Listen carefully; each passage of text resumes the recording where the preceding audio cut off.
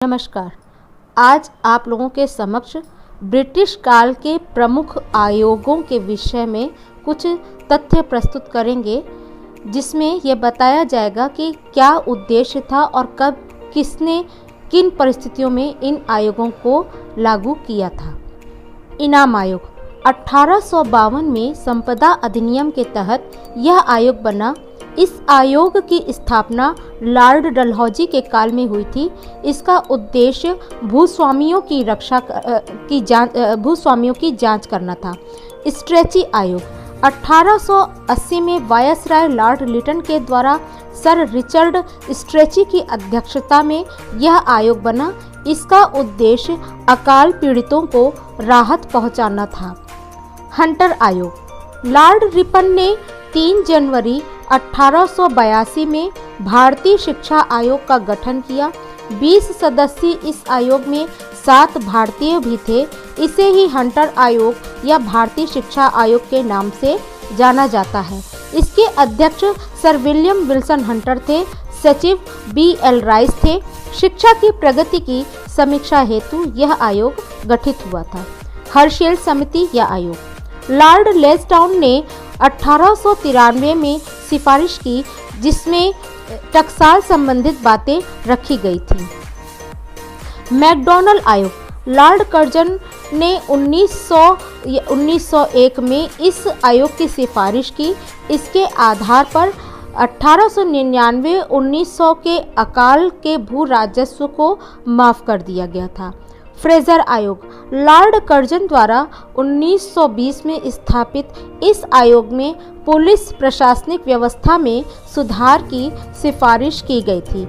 Raleigh आयोग Lord Curzon ने 1902 में इसकी सिफारिश की, जिसका काम विश्वविद्यालयों की दशा का अध्ययन करना तथा उनमें सुधार लाना था।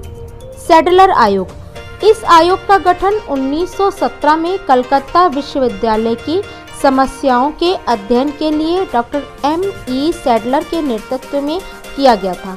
इस आयोग ने कलकत्ता विश्वविद्यालय के साथ साथ माध्यमिक स्तर की शिक्षा पर विचार रखे तथा विश्वविद्यालयों की कार्यप्रणाली पर भी विचार रखे। शाही आयोग इस आयोग में लॉर्ड रीडिंग द्वारा नागरिक सेवा से संबंधित कार्यों की सिफारिश की गई।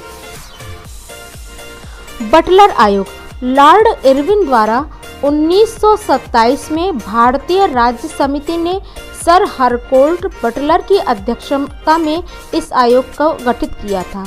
इसका उद्देश्य राजाओं से संबंध सुधारना था, अर्थात ब्रिटिश सत्ता और देशी राज्यों के संबंधों पर ध्यान देना और उनमें सामंजस्य स्थापित करना था। क्रिप्स आयोग 1942 में लॉर्ड वेवेल द्वारा यह गठित किया गया था, जिसमें भारतीयों को सत्ता हस्तांतरण के विचार पर विचार विमर्श हुआ था। व्हाइटले आयोग 1928 में गठित इस आयोग में लॉर्ड इरविन ने श्रमिकों की दशा पर अध्ययन की सिफारिश की तथा श्रम सुधार के लिए जोर दिया। लिंडसे आयोग 1929 में गठित इस आयोग में लॉर्ड इरविन ने मिशनरी शिक्षा के विकास की जोरदार सिफारिश की थी। बुलहेड आयोग लॉर्ड वेवेल ने बंगाल के अकाल के कारणों की जांच के लिए सुझाव दिया था तथा उसके समाधान की सिफारिश भी इस आयोग के माध्यम से की थी। Charles Wood dispatch Lord Dalhousie ने 1854 में वुड को अंग्रेजी शिक्षा के प्रचार तथा स्त्री शिक्षा पर जोर देते हुए पत्र लिखा, जिसे वुड डिस्पैच कहा गया। प्राथमिक विद्यालय में मातृभाषा तथा उच्च शिक्षा का माध्यम अंग्रेजी हो, इस पर जोर दिया गया था।